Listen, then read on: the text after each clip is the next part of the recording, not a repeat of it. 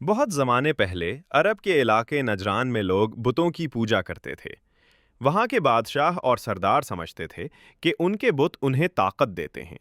مگر نجران کے قریب ایک پہاڑی علاقے میں ایک نیک اور اللہ کے ماننے والے بزرگ رہتے تھے، جن کا نام فیمیون تھا۔ وہ دن رات اللہ کی عبادت کرتے اور لوگوں کو سچائی کی راہ دکھاتے۔ نجران کے شہر میں ایک ہوشیار لڑکا تھا، عبداللہ بن تامر۔ وہ جادو سیکھنے کے لیے ایک جادوگر کے پاس جاتا تھا، کیونکہ اس زمانے میں لوگ سمجھتے تھے کہ جادو سے بڑی طاقت حاصل کی جا سکتی ہے۔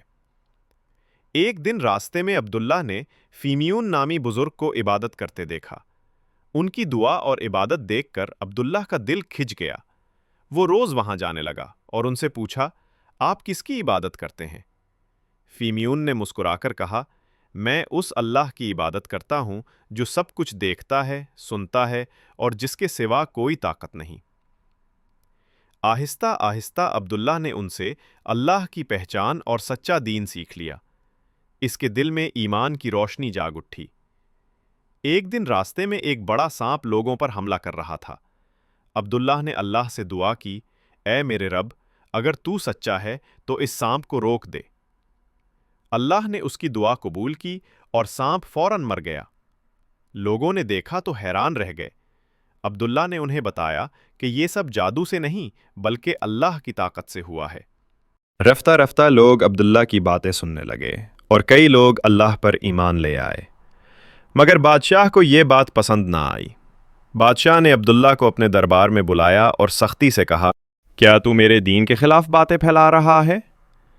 عبداللہ نے پورے اطمینان سے کہا، میں کسی کے خلاف نہیں، میں صرف لوگوں کو سچائی دکھا رہا ہوں، وہ سچائی کہ ایک ہی خدا ہے جو سب کچھ کرتا ہے۔ بادشاہ غصے میں آ گیا۔ اس نے عبداللہ کو سزا دینے کے کئی طریقے آزمائے، پہاڑ سے گرایا، دریا میں پھینکا، مگر ہر بار اللہ نے عبداللہ کو بچا لیا۔ آخر عبداللہ نے کہا، اے بادشاہ، تم مجھے صرف ایک صورت میں مار سکتے ہو، اگر تم میرے رب کے نام سے میرا وار کرو۔ بادشاہ نے سب کے سامنے اللہ کا نام لیا اور تیر چلایا۔ عبداللہ نے مسکرا کر اپنی جان اللہ کے سپرد کر دی۔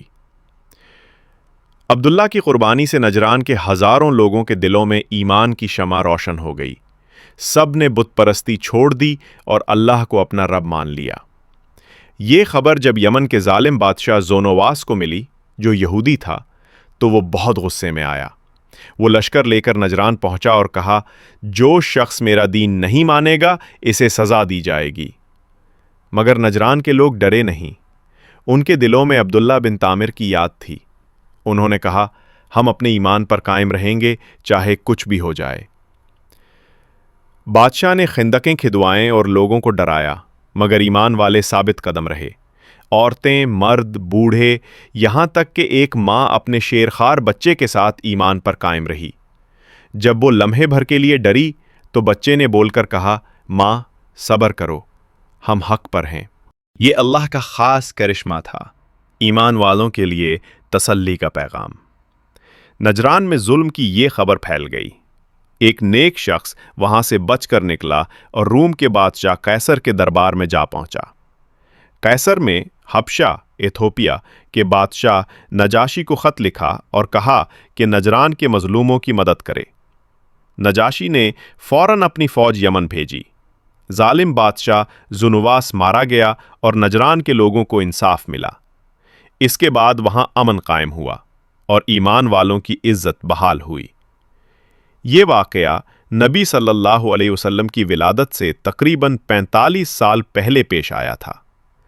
اللہ تعالیٰ نے اس ایمان افروز کہانی کو سورۃ البروج میں ہمیشہ کے لیے ذکر کر دیا، تاکہ دنیا جان لے کہ ایمان والے کبھی اکیلے نہیں ہوتے، اللہ ان کے ساتھ ہوتا ہے۔ ظلم وقتی ہوتا ہے، مگر ایمان کی روشنی ہمیشہ باقی رہتی ہے۔ آج جب ہم سورۃ البروج پڑھتے ہیں تو ہمیں عبداللہ بن تامر، اس کے راہب استاد اور نجران کے بہادر لوگوں کی یاد آتی ہے۔